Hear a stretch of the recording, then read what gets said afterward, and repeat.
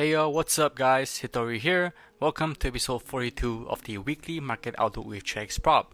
In this episode, I'll be going over the DXY and a few other currencies as well as the US indices, gold, Bitcoin. So if you have any other asset classes you'd like me to cover, just leave a comment down below, or even better, you can join our free Discord channel where you can talk to me as well as the other Chex Prop team members. Alright, so let's not delay things any further. Let's get straight into the outlook. So right here now we have the DXY. Now in a sense, right, let me just pull off all of the indicators, right? So right here, we take a look at the DXY. We had this huge, rally lower, right? We have lots of, bearish momentum coming in to clear many of these gains. We saw that the DXY was very strong towards the end of 2024, but coming into this year, we topped in January, and then we started to, kind of gone down lower, right? So with this in mind, let me just bring back the indicators. So when you take a look at the US economy, we kind of see that it is kind of mixed, right? We're seeing the economy being cautiously stable, right? We're seeing GDP being very steady at just 2.4%, but we're also seeing the other side of the markets where consumer sentiment has also decreased down to 52.2 from its previous highs, where it reflects just how uncertain the households are when you ask them about the economy, right? We're also seeing how the manufacturing PMI is kind of contractionary, holding steady at 49, while our services PMI kind of holds slightly above 50.8.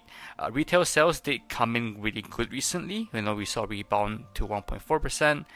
Which kind of just highlights the overall consumer spending improvements. Now, at the moment, what kind of drives the market, in my opinion, isn't exactly data, even though long term, yes, that's what's going to shape how the charts move and what asset classes move. But as of now, I think that the key risk to the US market and just globally is really just how these tariffs are going to play out, right? Yes, currently we see Trump saying that he's going to be pausing tariffs, and then that gives time for trade talks. But we still don't know what the final tariff numbers will be for each individual country, and how that will shape the trade tensions, and how that will shape the overall global supply and demand things, right? But put that aside, since we don't have any control over that, we take a look at the key risks and opportunities right here in terms of the US market based on the data, right? The US is likely seeing at the moment, right? We're seeing persistent weakness in manufacturing, with that low PMI 49. We would like that to be, just above 50 if possible. We're also seeing, as we went through, we are seeing some decrease in consumer sentiment, which could potentially weigh on consumption. But that is the bad data. If you look at the other hand, where we are seeing potential opportunities stem from the stable GDP growth of 2.4%, and also the recent rebound in retail sales of 1.4%, that could potentially unlock additional growth if the Fed were to put into play monetary easing. Although, like I said, the risk around just the trade war tensions or financial instability, it does kind of subdue and mute the gain. So as of now, we're not really going anywhere, right? We see that price did this huge dump, and now we're just kind of in between this range right here. So if you recall in my previous forecast, I did kind of outline that we would probably stay in this range for a bit.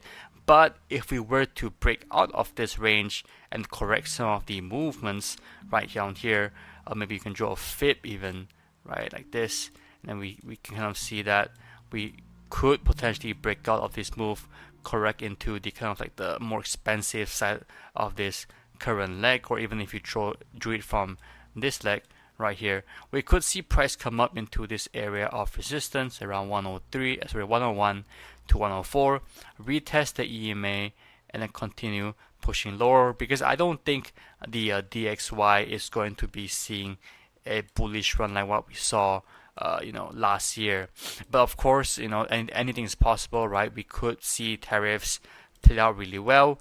We could see it, performing really, really good, bringing confidence back into the market. But as of now, I'm not seeing any conviction for me to kind of say, hey, we are going to go bullish from here. If anything, I want us to kind of push lower first into this area of support of around 95 to 97 to potentially see push moves higher. Okay, at the moment though, take a look at the climate right here. We are pretty bearish, right? We don't have any confirmations for us to see that the environment is going to turn bullish. But once we come down here, we could consolidate for a bit and push higher. That could in turn give the climate some time to turn bullish, and then you could potentially look for longs in forms of pullback, not in with the expectations that we're going to turn super bullish, taking out these highs right here, but more so to correct something within this large move, holding above the 100 mark. Okay, but if we do break above, definitely we could see continued bullish momentum carrying us to retest some of these areas of resistance right here. Okay, that is pretty much it for the DXY. Let's take a look at the S&P 500. Okay, so SPX 500. Let's take a look at it on the Oenda. Okay, so right here we have the Oenda data feed of the S&P 500, and at the moment, right, we are actually, I'd say that in terms of just seeing as how the S&P is kind of like a risk-on asset, not kind of, it is, right? At the moment, the market overall is not as horrible as it was when it was right around this area. Like this entire range right here was pretty much risk off, right? People were extremely scared. The fear and greed index was extremely high. People were just fearful of getting into the markets. But normally what happens when you see these big down days, right? Let me just remove the indicators. When you see these big down days and these large moves, which are reactionary right here, normally they bottom pretty soon, and then the best days in the markets follow suit. Okay, so a big down move could bottom, right? Especially if that down move was caused by people reacting to what they think is negative news. Okay, so with that, we kind of saw that right here. After we saw that large dip of around almost 17% in just a few days, we saw it correct up 14% in 2 days, right? So that just shows to you that sometimes when we see this big bearish candlesticks going lower, you could potentially look to catch reversals, understanding that the S&P 500 is a risk-on asset, right? And the markets are reacting off of fear and fear news that will cause fear, but understanding that technically the economy isn't in a horrible spot that will cause it to be extremely risk off, right? People are just scared because of the tariffs, right? They weren't scared because the economy was bad. They were scared that the economy might be bad moving forward if the tariffs don't play out well, right? But as of now, ever since back then, the U.S. economy was not doing bad, right? We had stable U.S. macro data come out supporting just bullish movements, but this move was what caused that big drop, and now we're seeing that retrace. So as of now, I think that the U.S. economy is still very relevant, is still very strong, despite what people think. I don't think we are going to, like the bottom out here exactly, but if we are, I want price to kind of hold above this area of structure, break above it, do a break and retest. That's what I would like to do. I'd like to see price to around the 5.5k mark right here. So bringing back the indicators, right?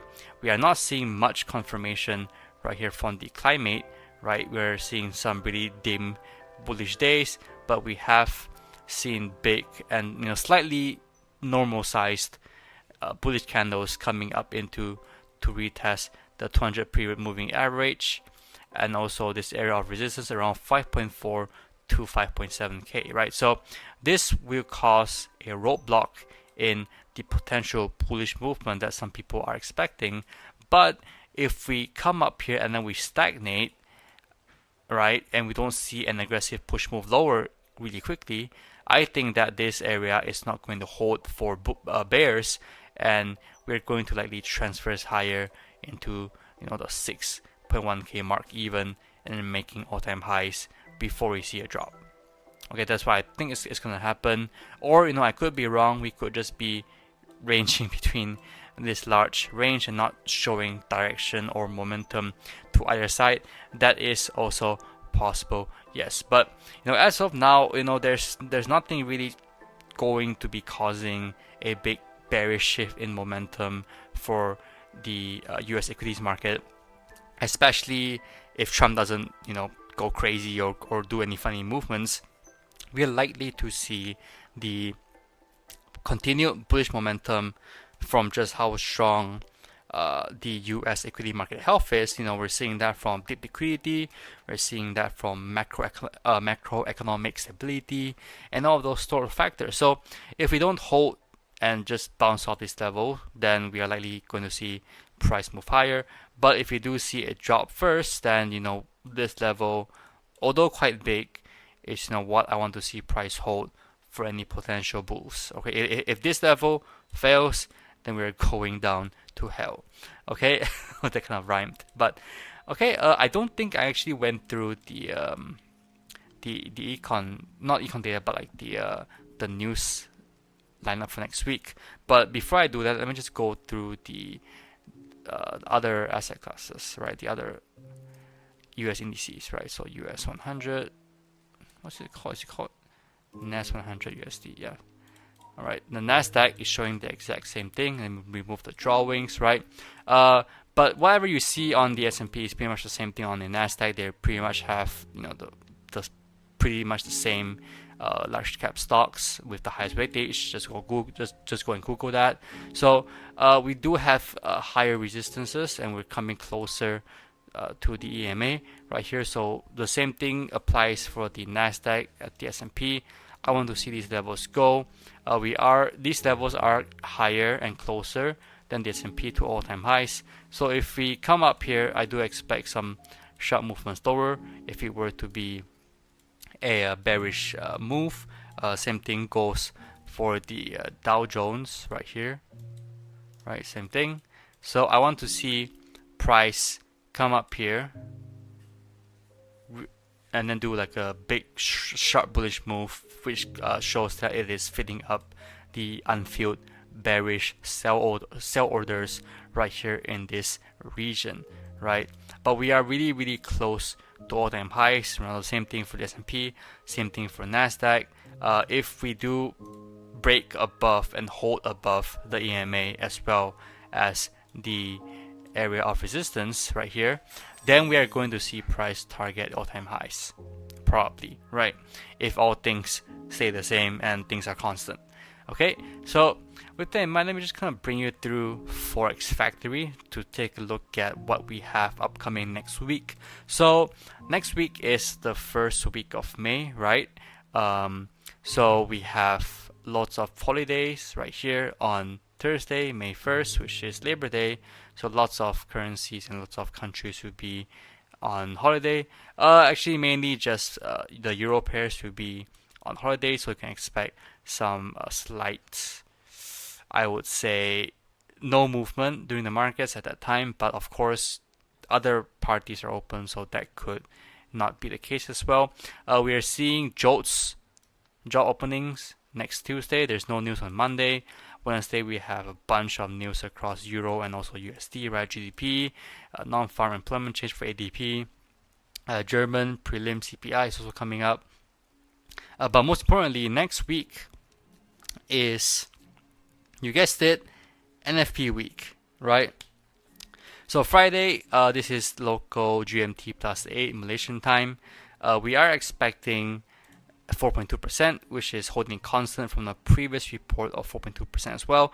So I'm curious to see how this news of tariffs are going to impact the data release this round. So we could see a lower than forecasted value, and if we do, that might be the first early signal that the markets are going to go into a slight state of instability and just overall weakness. Of course, we could see that also in Jolt's jobs opening. That usually kind of gives like a slight forecast into what the unemployment rate for NFP might be.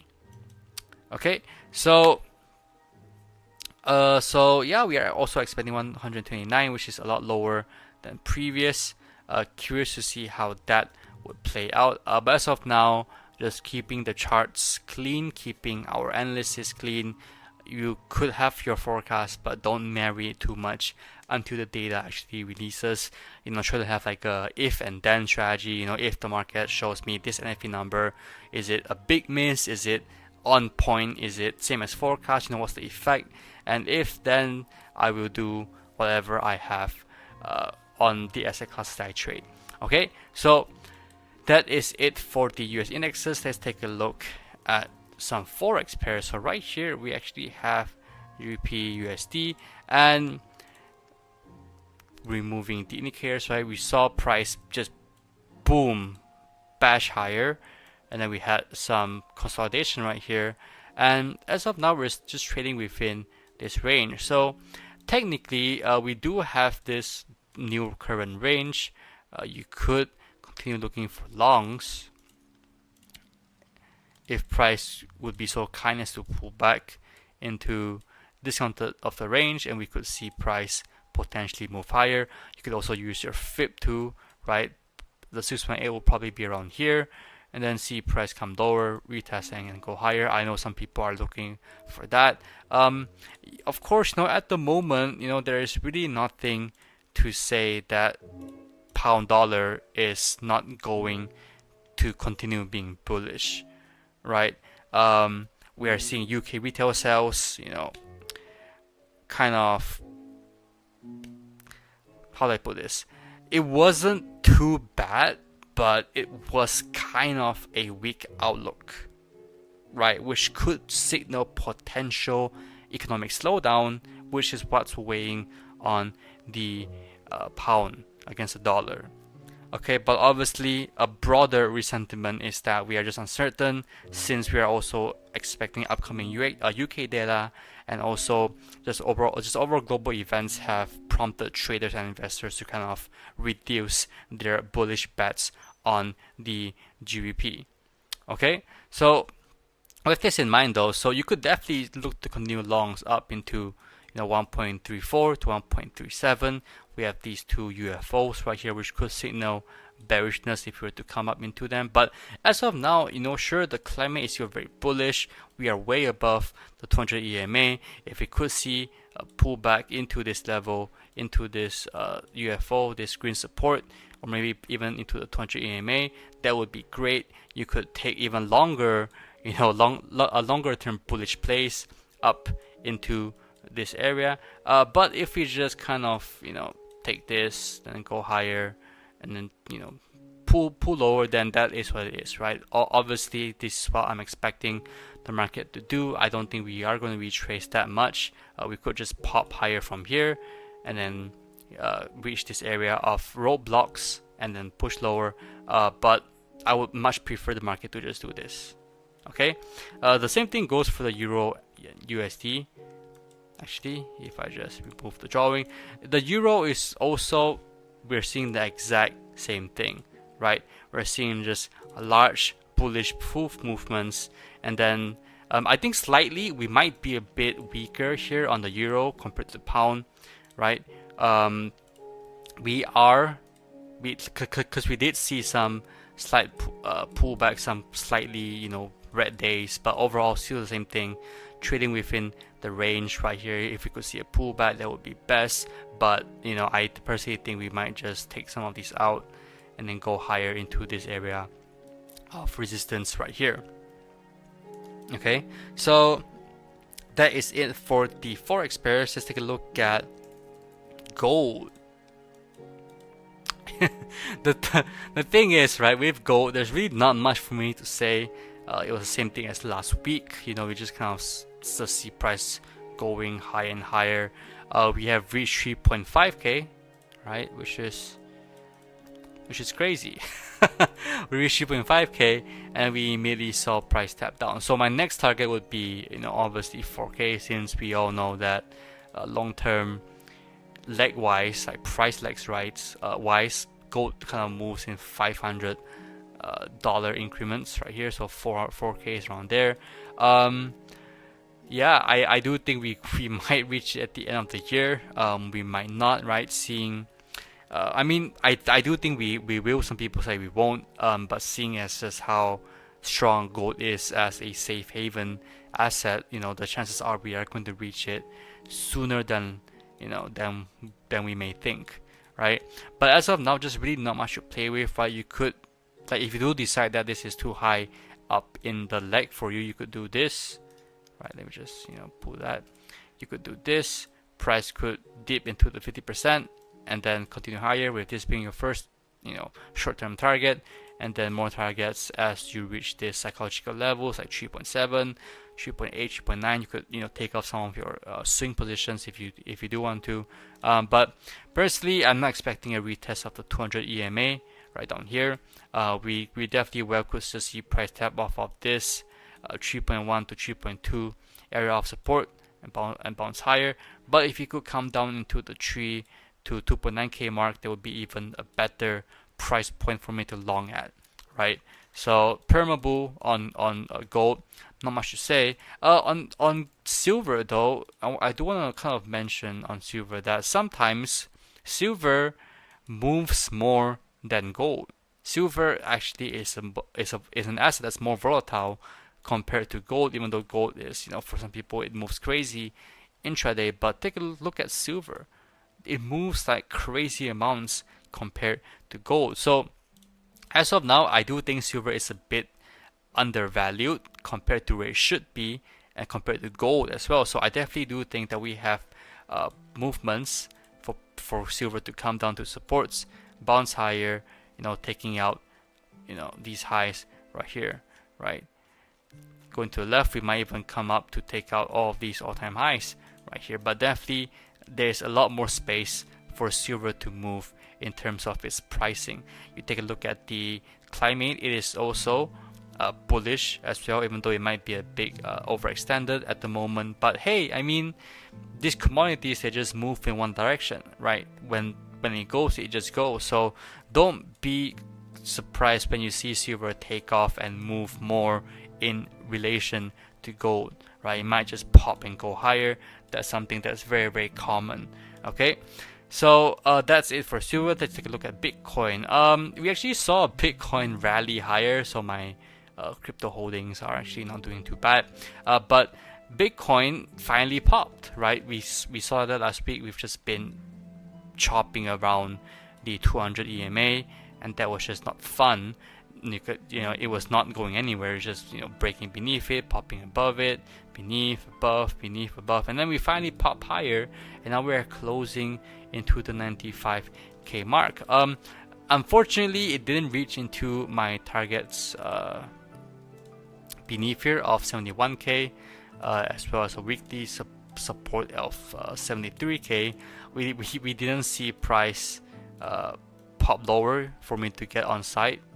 But that's fine, my holdings are still pretty good. But where we are currently going for now is that we have reached this area of resistance, right around 94 to 99k. We have tapped it, and we could see some short-term bearish pullbacks. But as of now, I just don't see Bitcoin or just crypto in general as a very viable asset to put a lot of money in, right? Or to long, because of just its really risky nature, and it's pretty much just been an asset that thrives when the markets are doing very well, right? It's been thriving, since end of last year as well. It's just been popping higher because the economy was doing good. Like the DXY was flying, indexes were flying, everything was flying. The economy was great, people were happy, and had a lot of spare cash to just dump into crypto. But right now, people are worried about tariffs. They're worried about what inflation might look like in the near term and on ground level. So I doubt that people will have a lot of strong sentiments going into crypto or Bitcoin for that matter. So I think that this could be a big roadblock. But if we were to manage to clear it, I think that could be a sign for us to not just retest previous all-time highs, but even go up to the 125k mark. Right? I do think that is possible for Bitcoin if we disrespect this level, we break above all-time highs, we could see this movement to go higher. Okay, so yeah, that's pretty much it for Bitcoin. There's not much to say. I personally don't trade crypto. I don't trade Bitcoin. I mainly just DCA into it. Once it dips down into lower prices, I just add to my portfolio. But yeah, with that in mind, that's pretty much it for this week's outlook. I hope you guys enjoyed it, and I hope you guys are able to capitalize off of movements in the markets next week. Stay safe, markets are crazy right now, and always protect your capital. If not, you can always leverage our capital right here at TradeXProp. Alright, your capital is our edge. Wait, my bad. Our capital is your edge. Okay, I've been talking for 30 minutes straight. Do apologize, I'm a bit wonky, but you get the point, right? Don't risk your money in markets like these. Always utilize our capital. Alright, save your money, save the mental strain, don't stress too much over it, and then I'll see you all in the next one. Peace out.